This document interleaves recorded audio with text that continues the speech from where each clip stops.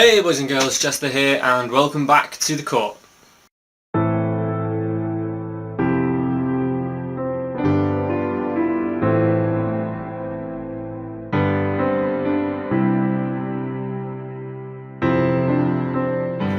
Now before we kick off today, I just want to make special mention of Ryan Davis. Pretty much a star amongst the gaming journalism world. Unfortunately he was lost to us last week at the age of 34, much too young for anybody to die, and he will be greatly missed. My thoughts and my condolences go out to anybody who's affected, be they family, friends, or anybody out there on the scene on the internet, because that's what happens. Somebody becomes somebody we read about or we watch and we listen to so much that even if we don't know them, we do still get attached. That's how it works. So my condolences, my thoughts go out to everybody who's affected. And to bring the tone back up a little bit before we carry on, Andy Murray won Wimbledon. I know that was last Sunday, but I'd filmed the court before that happened. But I'm very, very happy. I don't know why I like tennis so much. I sit there and I know that it should be boring, but it's just not. So I'm very, very proud of Andy Murray. It's just a weird thing that though, there's a joke around these parts over here that when he loses he's Scottish and when he wins he's British. And I've always felt it either way. I don't really make that distinction. I felt it either way. So I'm very, very proud of him. So well done Andy Murray. Thank you very much for bringing it back to us. Now boys and girls, I've been promising in some of my other recordings this week that there's something I need to talk about on this court that affects my channel and how I'm going to be filming stuff, and the reason why I've been recording ahead for next week. Well, I can tell you a little bit now, not much mind, I can tell you a little bit now about what's going on.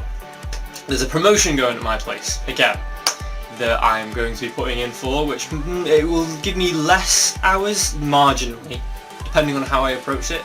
But it's more work, so it means that I might be in less of a mood when I get home to do recording and all that kind of thing, because my job as it is now, it's pretty much thoughtless. You know, I go in, I do it, someone tells me what to do and I do it, and that's why I come home, fine.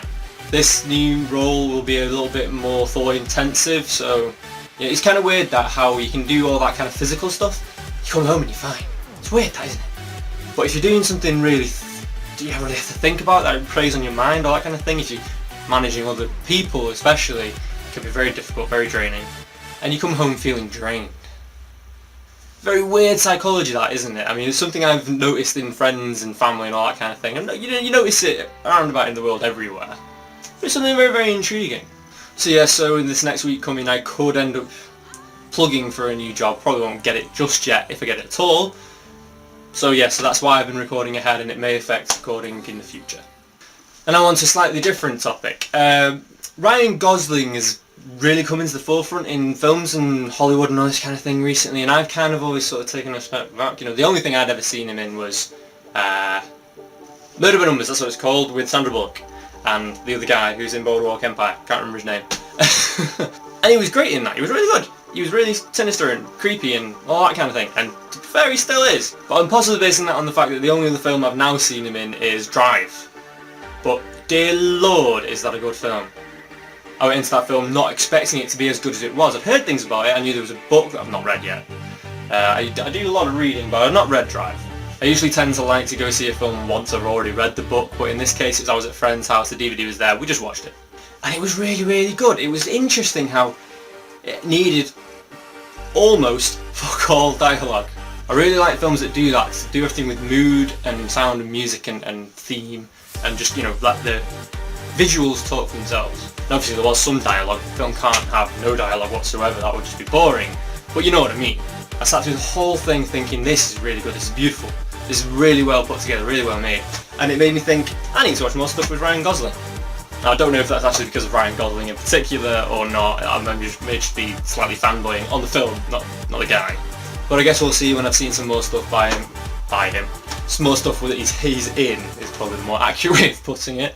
But my one criticism is the end.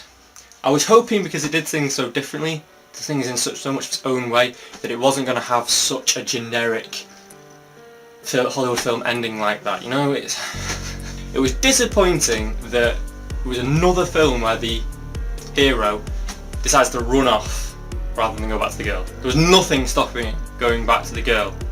Why did he not go back to the girl? Well, that's just me. Maybe if I was writing the thing, I'd have written it differently. Maybe the book actually does end differently. You know, you find that, don't you? But that's going to bring me on to my question for this week. I've actually just remembered I forgot to pick a question last week. So maybe I'll make 2 for this week. Yeah, 2 questions for this week. But it's kind of sort of a, well, 1 question in 2 parts. First, name me a film that you really like you like the whole film, but maybe the ending kind of let you down at the end, or maybe not let you down, but you know the ending wasn't what we were expecting. And then part 2, tell me how you would have ended it differently.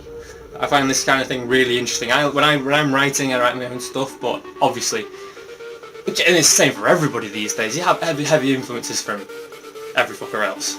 But often I'll go and I'll write a different version of something that actually already exists. You know, I'm not going to put it on my own blog because it's not my material. Basically fan fiction. So not just something that's just inspired by such and such, but something that is such and such, but written in the way I would have liked it to have happened instead. So this is the same kind of thing. If you can fit it into a comment, I'd like you to actually sort of maybe write out how an alternate ending would have gone. Like if you didn't like the ending of the Harry Potter film, say, I only say this because there's so many people on the internet who love Harry Potter, then write that out if you want to, if you can, whatever, you know. Or you can just give me a straightforward bullet points or comment, you know, whatever. It's up to you. And that's it for what I want to talk about this week, guys, but I do want to remind you all that the Blaze series that I write over on my blog on jesterconceptions.blogspot.co.uk starting again this coming Wednesday. Now this series is going to be a little bit differently written to the previous chapters. The previous chapters were prequels, leading up to a point where the characters had already existed on other RPG and narrative websites that I work or write on, whichever word you want to use. This new chapter, this new series of parts, is going to be a little bit different. Most likely they're going to be shorter parts in themselves, and the whole chapter will be much longer. Kind of think of it like sagas within a comic series, or arcs. There'll most likely be 1 or 2 massive overarching themes that hold the whole thing together, but different parts, different bits and pieces will have their own like sub-arc going on just for a little bit. Kind of like a TV show or, you know, a comic book series. And as ever, the Hunters is still going on every Sunday as well. Now I do want to address something about the Hunters series. I've been reading back on the first ones I wrote and then reading the most recent ones I've written and all this kind of thing. I've noticed that the narrative voice has kind of waned, you know, I've kind of made it seem like it was a particular character that was also the narrative voice. And I've had some criticisms as that voice seems to have disappeared. He has not. I've done this on well, I've done this half on purpose. That narrative voice was to introduce that sense of an overarching existence of something that is chronicling or more narrating the lives of these other characters. And at first he was really obvious, obviously. And then he kind of seemed to wane off into just being a generic narrator. Well, that's kind of the point, that's the observation I'm making. He has become the narrator of these people's lives. And he's, you know, he's like a divine entity. He can get into people's heads and all this kind of thing, so that's why it seems like he's just a generic narrator talking about what people think in their heads and all this kind of thing.